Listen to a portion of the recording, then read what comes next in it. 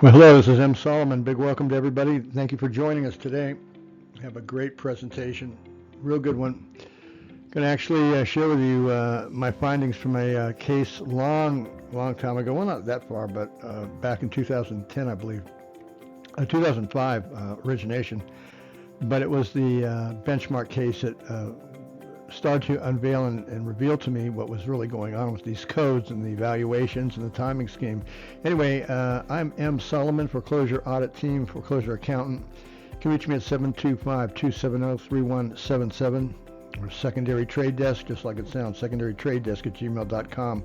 We will testify in cases, provide general ledger, discovery, set the arguments for relief in a judicial foreclosure, and work wherever we can in a non-judicial recovery. Let's get going.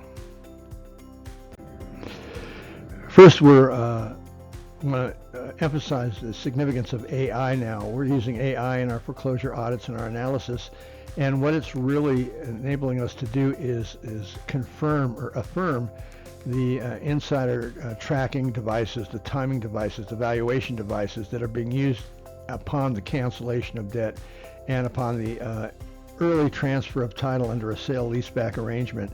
AI is going to be a game changer, and it is really augmenting and helping. It's finding things I didn't even find, and that's getting me a little bit upset. But we are happy to announce that we're using AI to affirm a lot of the findings and to find new discovery that enables a consumer to make a claim for reconveyance of their title back to them in their name. We're looking at a 2005, I think 2005 or 6 2012 foreclosure, 2005 origination. The mortgage was $546,250. You can see that. It closed on June 28, 2005. And what I did was backdated it to Y2K. Y2K is nothing more than the turn of the millennium, the last day of the millennium, 12/31/99.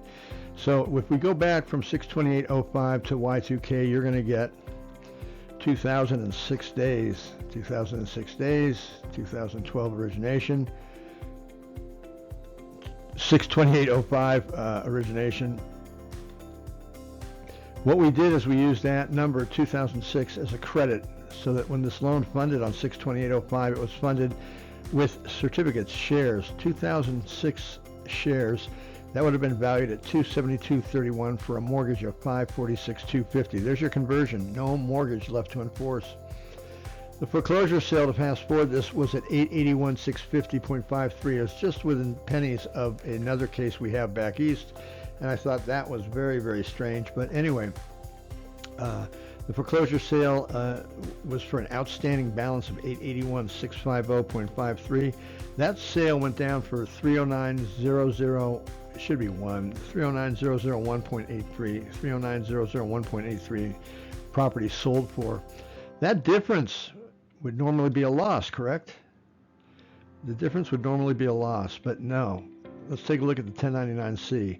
The 1099-C came in at $879,644.53, and that was, you're not going to believe this, that was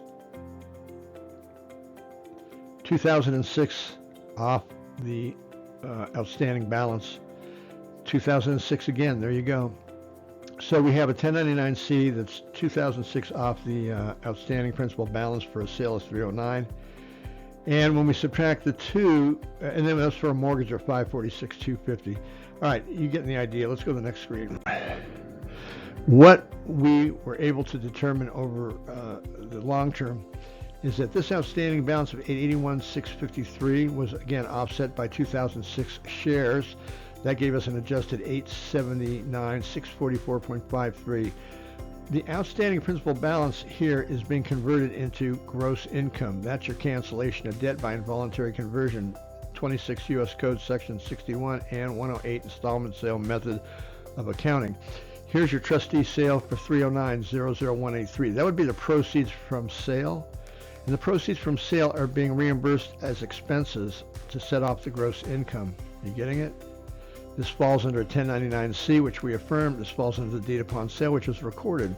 So what this program does is it allows a lender to take what would have been a loss for an 881 outstanding balance and a 309, a big shortfall of 572,648 lost. It allows them to convert that to shares, to gross income, and the gross income less the expenses would give you your net operating income, which is the equivalent of rent, net rent, which means you are a party in possession of their property and you are nothing more than a renter. And of course, the 2006 shares now makes it a function of not a mortgage default and a loss, but a mortgage gain on sale based on shareholder value. As if it wasn't enough, take a look at this. The property went to sale on 11/5/2012. As we showed you, the trustee's deed upon sale was 309,001.83. Now I said, what if we use a bond at a par value? Bonds are issued at a par value of $1,000. Stock, 100 or any price, but you usually have a par value of $100 for a stock, or it could be anything you want to set. But bonds are almost always generally set at $1,000. If I take the 309,001.83, that's what the proceeds from sale divided by a $1,000 bond, that gives me 309 bonds.